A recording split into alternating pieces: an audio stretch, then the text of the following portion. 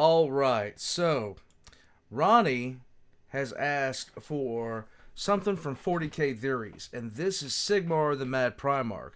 Now, he wanted my input on this one because of my mistakes of the Emperor series. Now, I don't know where he's going with that kind of statement, but at the same time, I'm kind of interested to find out. So, we're going to jump into this. Let's get right into it. Guys, I checked out the entire Theoreticus Heresy, which I was a fan of. I recommend you guys go give that a playthrough and listen to. There was only a couple of instances where I was like, maybe, maybe not, but for the most part, I liked it. Ever since then, I don't think I've seen anything by 40K Theories for quite some time now, actually. So this is going to be a nice dive back into him. Let's take a look. Sigmar, the Mad Primarch. Let's go.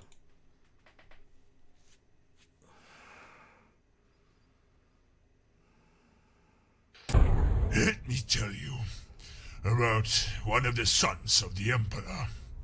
One whose records were all but erased. That is, except what records lay within my own memory. A fleet of the Emperor's Great Crusade arrived to a small primitive world. Despite its small size, the planet itself was surprisingly diverse in regards to the species that resided upon it. In addition to a long-lost human population that had regressed to a medieval level of technology, there was also a substantial population of Eldar, known amongst their kind as Exodites. The Emperor was happy to leave them well enough alone, as they themselves desired solitude and isolation. Feral orc tribes had also sprung up upon the world's surface. Though that was to be almost expected of most worlds, the Greenskins were not... I like where this is going, and it's only just barely begun. I like where this is going, and it's only barely begun. Let's go. Not more than a nuisance, an infestation needing to be cleansed by fire and blade. Yes. What was surprising, however, was the fact that there was an orbital platform for a squat mining colony. It was from these diminutive abhumans that we managed to acquire so much information in regards to the Emperor's lost son. Okay. They told of a comet crashing into the planet's surface, landing just outside the largest concentration of the primitive human inhabitants. Of the people talking about this star child, who grew into a mighty hero in but a few short months. The leader of the squat mining expedition, a stout fellow named Kurgan Ironbeard, also told how his party was swarmed by the native Xenos population of hominid rodent creatures. Nice. Before this man had slain them all with only the jawbone of a livestock animal. Thanks to the squat's own notion of honor, Kurgan had gifted this man his personal thunderhammer, a mighty heirloom of his house called Galmaras. I questioned the gifting of such a piece of technology to a man with a primitive mindset, but given how the recently recovered Lehman Russ turned out, despite his childhood on a world even more primitive than this one, I decided not to reprimand the squat. The Emperor decided to make planetfall along his two sons, Lehman Russ and Horus Lupercal, along with their legions, the Luna Wolves and the Volca Fenrica, as they fancy calling themselves. Amusingly, the primitive locals began to bow upon laying eyes upon Russ and Horus, chanting the word Ulrich over and over. I suspect it must have been a figure in their primitive pantheon. The Emperor took note that this man had united all of the human tribes into an empire, and had clearly made an impact upon the humans here. They had named this man Sigmar Heldenhammer, the Hammer of Goblins. Goblins being the term they had given to the Orcoids upon this world. This Sigmar began to tell many stories about his battles with the savages of the northern wastes and against the hordes of the undead and the god of death itself. I sensed something amiss about this man, as if his mind was fractured. Still, the Emperor himself was with joy at being reunited with another of his sons, and Sigmar would be granted command of the Second Legion, which he would name the Stormcast Eternals.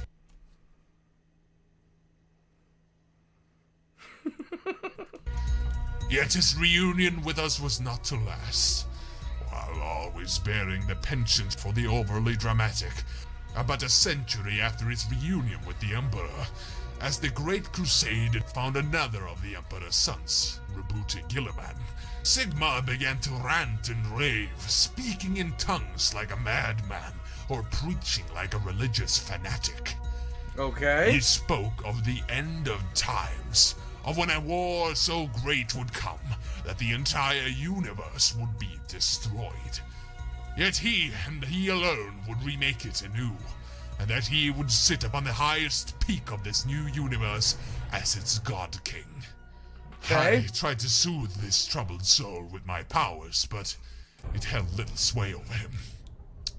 The Emperor considered simply terminating his son as if to spare his suffering. I bade for my friend to reconsider. Perhaps this world, which we had dubbed Morslib, held some answers. It appeared that the damaged webway gate of the Eldar, located in the planet's polar region, had been spewing forth warp energies onto the world. This would explain many of the mutant creatures that the Squats had encountered. Yes. Creatures the locals had dubbed trolls, dragons, and, of course, demons. This gate had also been making it possible for creatures known as the Neverborn to gain a foothold within the material realm. In addition, the planet itself was becoming geologically unstable, as if one day it would be ripped apart completely by its own barely contained energies. Yes. Soon received word that the Second Legion's flagship, the Celestial Dragon, had unleashed drop pods onto the world. Reports from the ships were disturbing. Sigmar had gone on a madness-induced rampage. He had executed many of the men upon his ship, and along with the most loyal members of his legion's first company, who would follow him to the very edge of hell itself, it seemed, returned to Morslib's surface. His legion also reported that Sigmar had kept screaming that the end times were upon us, and that by destroying all the evil in his world, he would ascend to godhood. Okay. And that the golden giant, the god of winter, nor the god of death, would halt him in his quest. The Emperor was distraught by this news. He had hoped for his son to be treated and cured of his madness. It was then, with a heavy Are we sure we're talking about the same Emperor here? heart, he had ordered the Great Fleet to open fire upon the world, to target the Webway Gate. With a blinding flash, the world was vaporized. All life upon it, human, Eldar, and Orc alike, was extinguished. When Horus asked why the Emperor had done such a thing, the Emperor replied simply, "I can accept my son dying, but I cannot accept him being broken in mind, body, and soul. He was a flawed creation who craved immortality and godhood. He will never become immortal." That was when the Emperor decreed to wipe all mention of the Second Legion from history, and the remaining Stormcast Eternals were integrated into the Ultramarines. Sigmar will never be spoken of again, as if he never existed. Huh. Brew Alphabusa. Okay, Brew Alphabusa voiced that. Okay, let's talk. Now, only one issue with this is when this happened. Now, the 2nd and 11th Primarchs, We don't know what happened to them. We do know that it happened close to about the same time, and that Leman Russ and his Legion was involved with at least one of them. At least one of them, Leman Russ and his Legion was involved with. Now, one of them was said to have been so traumatic it actually, like, people noticed that, like, it visually affected the Emperor. And that's not something that has really happened before or since, with the exception of Magnus appearing on Terra.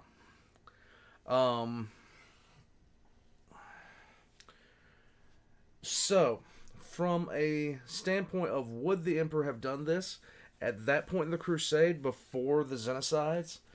I mean, yeah, he probably would have done that. This is before he found Angron. And Angron was one of the last to be found. So he might have... So, okay, so this is, of course, a BS story. But at the same time, what we're looking at here is would the Emperor have done this? And the answer is, early on in the Great Crusade, yes. Early on in the Great Crusade, the Emperor would have undoubtedly have done something like this. That's not even a question in my head. Back then, he was still really into being around his sons, talking to them, things like that. It was his whole thing. He was happy to have reunited with his sons. Later on, though, things began to kind of change. Things began to get commonplace.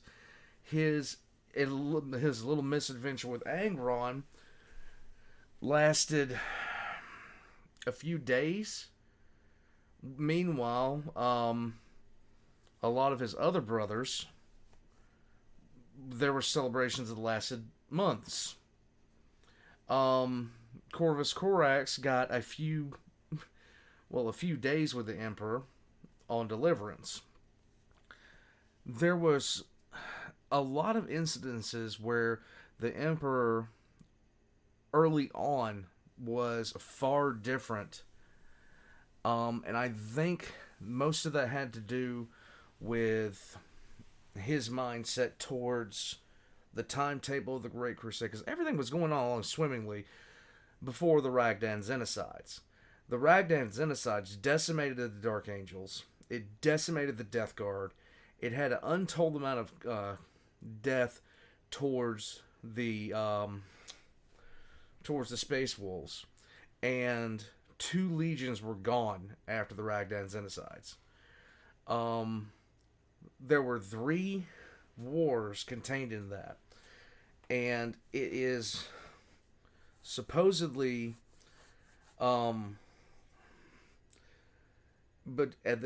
somewhere between the second and third war, the start of the second and the end of the third, that one of the legions was destroyed.